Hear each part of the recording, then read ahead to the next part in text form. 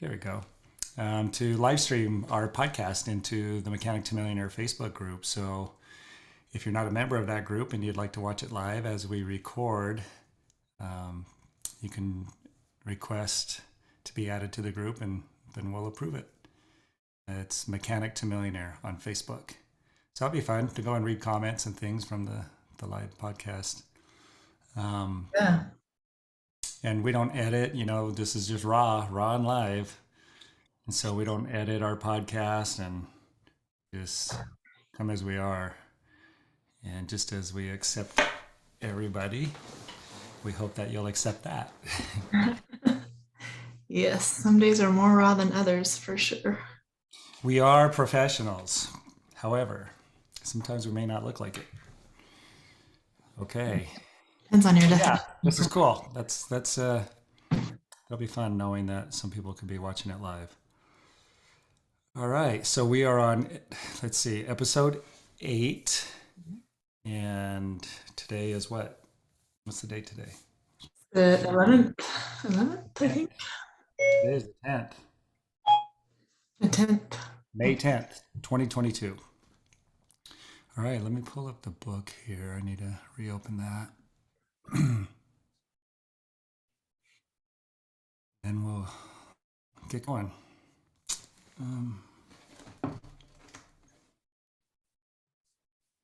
There we go. And plugged in all the way. Okay, so we are going over, if you don't know already, The Creative Process in the Individual by Thomas Troward. The recently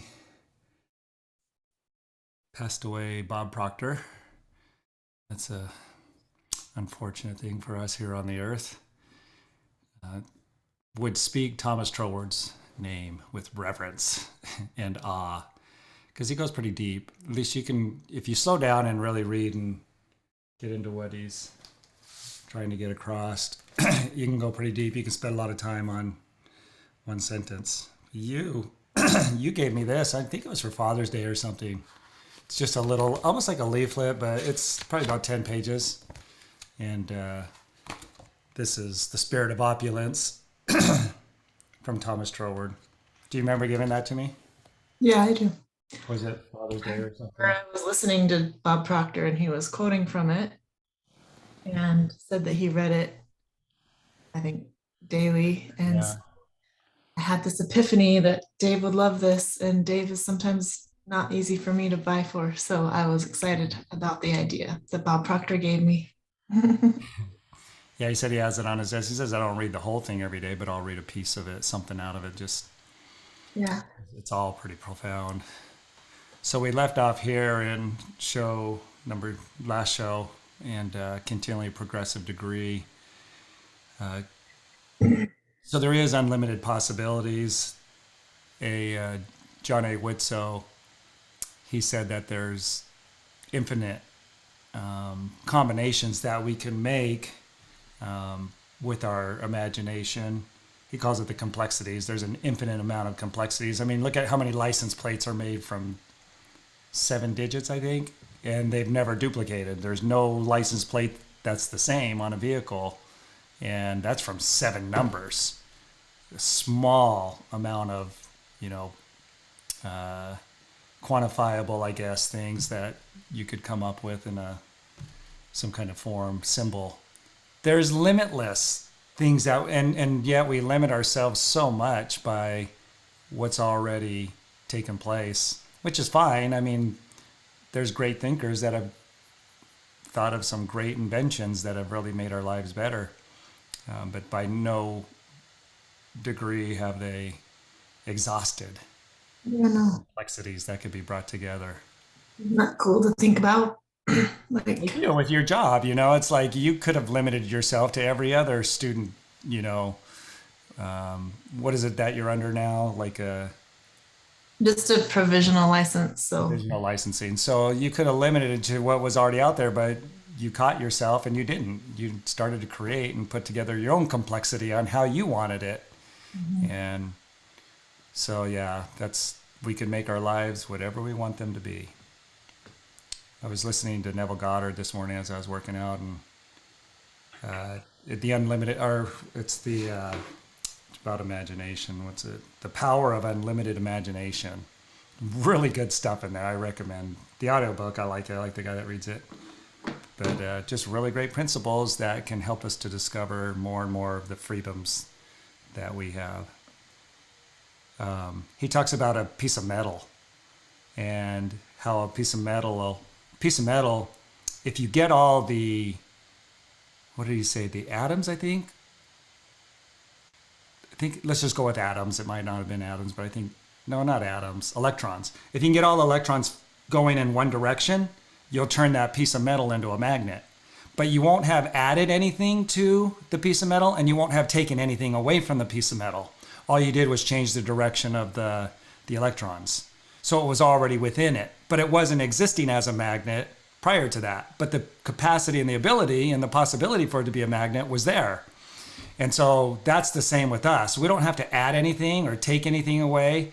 We're already enough to be able to do any combinations that we want to, any complexities that we want to. It's already within us. The growth is in our ability to believe that on a more pure and pure level, which as it becomes more and more pure, we become enveloped in more and more light and truth and power. Pretty awesome. I love that. I could just, that just feels so good. And that is where the growth is. I remember there was a time we were filling out a survey around our business, and I was able to circle a 10 in belief on all the things around me and other people around me. And when it came to what's your level of belief in yourself, it was really hard to, my pen wouldn't even go past 3 or 4, and then I made myself move up to a little bit higher, because I was like, why would I put myself at a 3 or a 4? Like, even though that's what it felt like, logically, I'm like, but I still really had a hard time. I couldn't circle 10. And it was a big aha for me that, like, that's where the work needs to happen, and it goes up and down, and that's normal. Like, belief is in ourself is going to waver. And I think that has a lot to do with the fact that we are progressive beings, and that life is a continual progressive thing. And so when we aren't progressing with it, which is also a normal thing because of circumstances and biological rhythm and all the things, then we find ourselves not progressing with life, and so that belief will waver. So when it's just that awareness of, like, where's my belief and what can I do to move it back up, I think is a big key in being able to partake of the abundance that is life. Yeah, I wasn't going to bring this up right here, but since it showed it as it was opening this app, I think it goes along with what we're talking about in that progress, because there's a gentleman that we're working with right now. His name's Alan, out of Oahu, and he is really bringing to the forefront aloha and what it really means, and that cultural, meaning behind it, from like the old wise, are they called Hawaiians? Is that what you call somebody from Hawaii, a Hawaiian? And the people, the gray-haired, wrinkled ones that are just so wise, and they remember and have still within them that cultural, meaning that is exclusive to that particular culture. And it gets lost over time, right, if we don't preserve that. And he's working to preserve the true meaning of aloha. It's not just hello and goodbye. And so the reason I'm bringing this up is because in that pursuit of, like, I really love this whiteboard principle. I'm going to call it the whiteboard principle. And as if you look at a rung of a ladder, and that being our growth, and so when we step on the next rung of the ladder, that means we're leaving certain negative things behind, certain weeds. And as we move forward, we're bringing in and incorporating more of the livingness, more of the things that make life beautiful and enjoyable and impactful and purposeful. And so when I move forward, that whiteboard has the new image of my ideal next level. I'm not living it now, but that's my next identity. And I don't bring any of the ones from the rung below that whiteboard. I don't bring any of the negative ones. So it's a pure whiteboard that I get to put the new image on and bring only the good things that I want and leave the bad things behind, the negative things and things that don't serve me. And so as we keep doing that, that whiteboard becomes more and more perfect in what we want to be. Be ye therefore perfect. So hold that perfect image without any of the blotches in there. And so the thing that helps us to make that a fundamental practical process is just being a good, kind person. Like not creating any grievances. And he used that word this morning, Neville Goddard. I really like it. Like I'm not bringing any grievances with me to that next whiteboard. The ones that I'm aware of and the ones that I'm ready to release and let go, like I could love them and appreciate them, but let them go. They're not coming with me in this next stage. And I like that word grievances because it could both be for myself and me, the grievances I have with myself, but it could be grievances that others have placed on me that I like got a story about. And it could be grievances that I've caused for other people. We got to let all those grievances go, Neville Goddard talks about, in order to get to that creative level that, we're ultimately striving for. So in doing that, in practicing like these practical fundamental applications, like Carrie, you pronounce these for me. Is it akai? Akahai. Akahai. Kindness and grace in parentheses there to be expressed with tenderness. Like when you're wanting to do that, express yourself with tenderness, there's no force. There's no grievances that's happening between anybody. It's just kind. It's tender. What's the next one? Lokahai. Lokahai. Unity, unbroken, to be expressed with harmony. So when we do that, we would never want to create any grievances with anybody else because they're unbroken. We have this unbroken connection where we're one. And so I wouldn't want to do something that would divide us and hurt you or harm and do no harm. So taking that as a philosophy, these are a philosophy. This is what should be ingrained in people. This is what, the Hawaiian culture is saying. This is how you should conduct yourself. Right? And if everybody's conducting themselves this way in unity and with kindness, and then what's this next one? Olu. Agreeable, gentle, to be expressed with pleasantness, right? And working like there's things that how you stub your toe and all of a sudden it puts you in a bad mood and you don't want to be agreeable. But we can learn to control that and get back to grounded and get our center and, maybe say ouch or whatever and whatever we need to say and then we get right back to being agreeable and gentle and again, not wanting to do any harm, but not only not doing harm, but being pleasant. Like on my bike ride this morning, I always try to say hi to everybody. There's a lot of people that are saying hi to me now. And there were people it's not just me. I mean, there are nice people out there that say hi anyways. But I noticed that there's people that I passed that didn't say hi before. And it's like, they're used to me saying hi now. And so they say hi at the same time. And so that pleasantness, being agreeable, like there's people that just look down and they don't want to be pleasant and maybe they're introverted, but that's still not pleasant. Like overcoming the introvertedness that appears to be rude to other people, even though you're not, right? So that's the stretch. We got to work to become these things. What's the next one? Ha'a. You're so good at these. Humility, empty, to be expressed with modesty. So being teachable, not having our glass all the way full like Bruce Lee teaches. If you want to be a student of mine, you can't be a full glass. You got to allow me to teach you and then you accept those teachings and ingrain them and internalize them and use them. And humility, right? Being teachable, not egotistical and prideful. The last one? Ahonui. So patience, waiting for the moment. I really like how he shared this one with me when he was explaining it to me. To be expressed with perseverance, where that's what we're teaching, right? We know there's a gestation period in our assuming and our assumptions as we get better and better at holding the picture with feeling. It takes time for it to be manifested through the different channels. And so we just keep going forward with all of these other things intact and be patient knowing that it's coming, which puts a bounce in your step rather than being frustrated and impatient. So again, these things, it's like the golden rule. This is along those lines, but this is a practical application that we could put into practice right now that would make a difference in our attitude and in the people we connect with every day. So anything you want to add to that?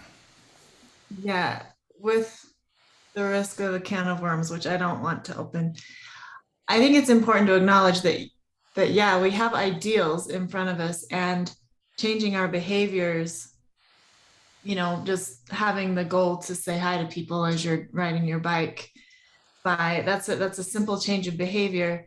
That doesn't mean that we have to be those right now in order for us to be doing it right or to be good people. And climbing that rung on the ladder, we do climb the rung, and it isn't just one easy step at a time. Sometimes to let go of something, that's one of my, I understand it, and it's a true principle, and it's incomplete. And it's one of my pet peeves. It's like, you just have to let it go. And it's not as easily said as done. So you say that, easily said than done. It's easier said than done to just let something go sometimes. And so I just say that right now. I mean, we could have a whole other conversation if you want to dig deep into that, but I love to dig deep. I'm just acknowledging grace in the process. There are going to be things that have gone on that are trapped in our system that we aren't even aware of. And there are going to be times when, as nice as we want to be in our conscious mind, the rest of our mind has a certain defensiveness that comes up because of traumas and things that have happened in our lives that we might not even be aware of. And so that defensiveness that comes up, that self-protects, that makes it almost impossible to remember that I was going to smile and say hi at someone, to someone today. Just remembering that those happen. And so as you have these ideals in front of you and you imagine yourself climbing the ladder or whatever imagery works for you, that awareness of where I want to go and the times that I have a hard time doing it, listen to those. And again, instead of breaking the law of non-resistance, where you have something that's trying to give you a message and instead you're like, nope, not listening, gotta climb the ladder. The law of non-resistance is talking about, trying to ignore those things, because if you climb, they're going to grab you and pull you back down. So not resisting those things, looking at them, what is this that's holding me up, and give it time to, there are some things that you're going to have to work on. It's going to be harder sometimes. Some steps are going to be harder than other ones to take, and it's all okay. It's the desire to reach those ideals that is what matters. And then keeping our eye on the fact that it's possible. And if there are times when it's difficult, then that's where my work is, and it's okay. Yeah. And nobody's suggesting that it's easy. You got to be ready. Like I said, to go to that next rung, nobody's going to force you to go there. Well, we're not. Maybe some people that you hang around might try to force you to go there, but we're not going to force anybody to go to that next level on the rung of the ladder.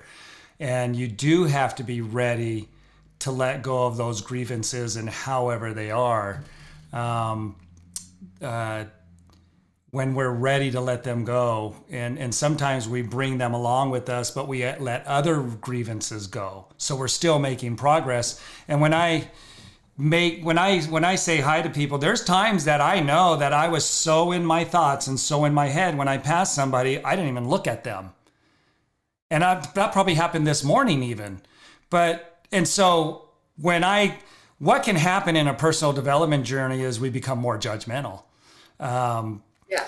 Because we're expecting other people to respond to us and get that reaction out of them that we're expecting. We put an unrighteous expectation on others because of what we're doing in our actions, and which then creates more of a bind and a judgment and stops our progress and stops our joy.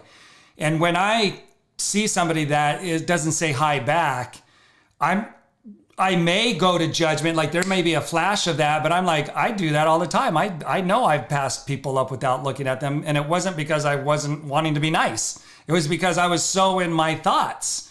And so that would go along with aloha, right? Be gentle, be kind. And so when we served, we got to remember too, why am I saying hi to everybody? Because am wanting, and I have this high level expectation, almost forcing them to want to respond back so that they're happy now too. And you just got to be careful of that, because that could be a warped sense of why we're doing some of the actions that we're doing. And probably on a really deep level, that's probably a really deep psychological embedded, human nature type of thing that psychology probably has revealed a lot on. Yeah, if you want to have a talk about it, we'll have a talk. The other, just one quick thing that I want to say, and I only say that not to negate what's being said. I just know that when there are some people that are in a certain place in their own development that they hear something and take it as judgment, or take it as, well, then I can never do this because I can't do that. Mm-hmm. And that's not what we're saying. It's just easy to read a lot into one little sentence.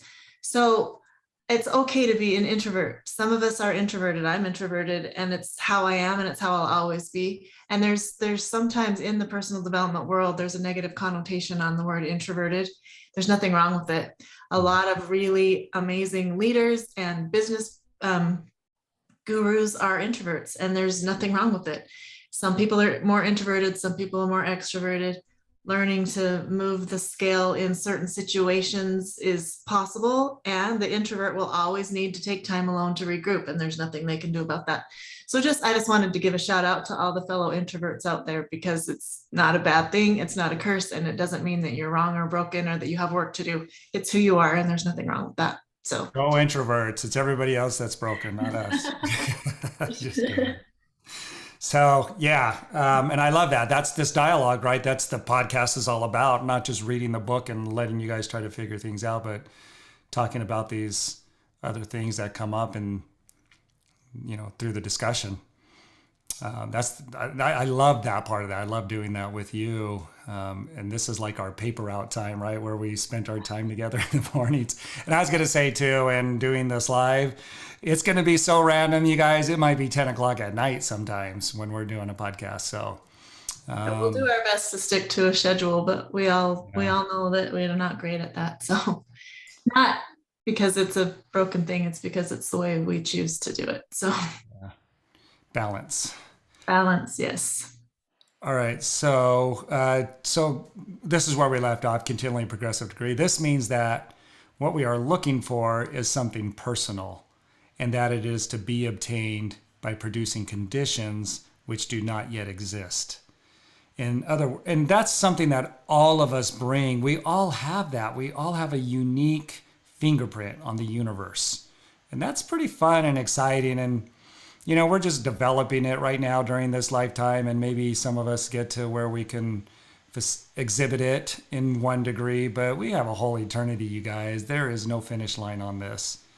God still hasn't reached a finish line, and he never will. In other words, it is nothing less than the exercise of a certain creative power in the sphere of our own particular world.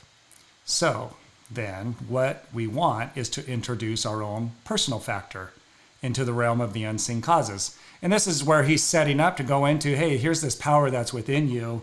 I'm going to start to unfold some of it and help you to become aware of it. And there are names behind them. There's principles. And it's interesting to see that, somebody that I've listened to as a mentor thinking that, they came up with it, but they didn't. They got it from somebody else who brought it up and named it. And so it's just interesting to see how far back these ideals go, these ideas and these principles that they knew about.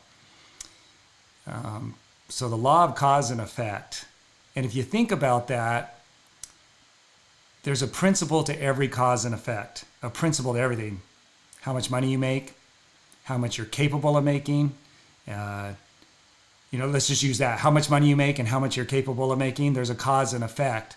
And once we learn the principles, there's a principle to making more than you're currently making, receiving more than you're currently receiving. And once you figure that principle out, it becomes as clear as the principle of gravity. You see the actions and you see what causes the effects, the results in our lives. And the principles are what help us do that. So I don't understand the principle of aeronautics. I know something about the wing and the air that goes under the wing versus the air that goes over the wing, but that's about the extent that I know about it. but I trust in the fact that the airplanes are going to fly. But for people who know, they're the ones that have built the airplane. They're the ones that have done the actions that have been a result of understanding the principle of flight aeronautics. And they know it just like, we may know calculus or something like that. We know what actions produce which results. And so then we build that thing that's going to create the result that we want because we know the principle of it. The people who made the airplane and the wing and who are making them now, they absolutely know the principle to a great degree of the air and the flow and all of that. And so they're building things based on what they know the result is going to be, based on understanding the principle. And same thing with boats. Certainty, this just hit me. They know it and follow it with enough certainty that there are huge industries of, airlines that carry thousands of people over oceans and over continents with, knowing that they're going to be safe. So that's pretty amazing to have that much certainty in something. Yeah. And they know it, like they know the back of their hand. So I feel like I know the laws like I know the back of my hand, at least some of them. And I don't know them in perfection, but I know them way better. Some of them I wasn't even aware of. And I feel like I know those ones, like to some degree I've mastered them in understanding them, not in practical application all the time, but in understanding them. And so anybody can do that. That's just a process of learning and the growth and learning these principles. And that's what he's going to start to bring out here. And that's exciting. And we talked about, quite a few of, well, not a lot of them. There's not a lot of them that you need to know to change your life. Just like with aeronautics, there's not a lot of, you don't need to know the principles of flotation, in water to be able to get an airplane to fly and understand those principles. But if you want to be able to travel through the air, that's going to serve you very well. There's only a few principles that you really need to learn and internalize to really have a huge quantum leap change in your life. And so we talked about those in the last podcast, and we'll be talking about them again here with just a little bit different twist and more wisdom and knowledge and experience than we had when we did the last podcast. This is a big thing. It's everything. And if it is possible at all, it must be by some sequence of cause and effect. And this sequence is it. In this sequence, it is our object to discover. The law of cause and effect is one we can never get away from. But by carefully following it up, we may find that it will lead us further than we had anticipated. And this is cool because this bleeds over into our next life. In some spiritual writings that I've read, it says there is no place where there is no law, where there is no principle. There's no place in the universe where there is no principle that does not exist. No matter how minuscule or minute, there's still a principle that exists in every realm of the entire universe. So as we learn these things, this is that growth and the things that are really like worth studying and putting time and effort into, because they're not going to disappear. They're not going to, moth and rust does not corrupt, and thieves can't break through and steal it. This is the kind of knowledge that will carry with us for eternity. And that to me is cool because also it's applicable right now. Like so many faithful people that are of a religious sect or, philosophy will think that they can't really start exercising their power until the next life. Well, that's not true. Everything that exists in the next life exists now. And so we can start to apply them now like we have in our lives and get the results that we're wanting in a more joyful experience. And then we'll just continue to learn and grow and apply what we've learned in the next life and continue to learn and grow there. So spend a little time every day learning these things, and it really adds up. All right, we have like 30 seconds. So what's your closing remarks? It just reminds me, the law of cause and effect is just another message that's saying how important it is to take 100% responsibility for my life. And that, that can also be taken all kinds of directions. But basically, if there's a result in my life that I'm not loving right now, I can look back and see. Sometimes we don't know exactly where it is, but just to understand that there is a decision that I made, or a thought that I had, or an action that I took, a way that I treated somebody back in the day that is somehow affecting my life, my relationships, or whatever now. And that isn't to beat myself up about, but to just take awareness of, okay, how can I take 100% responsibility when I can see my part in all the things? It frees me to be able to move forward. If I'm going to fight against that, then I'm going to stay stuck for a while. So, Yep. Well said. All right. So just a reminder, we are live streaming this into the Mechanics Millionaire Facebook group now, which means they're going to get it immediately if you're interested in that and you want to get it hot off the press. It's on the press, and sometimes it's a day. Sometimes just things happen, like the last podcast we recorded, and it for some reason it took me a couple days to get it loaded up. So there's an advantage to being in that group. And also we've had some great posts in there from other people, some great shares, and some great discussions as well. So remember that the Mechanics Millionaire Facebook group, and I monitor that all the time and add those who are requesting it. So. All right, so that's it. Show number 8 is in the books, and we'll see you on the next one. Bye, everyone. bye.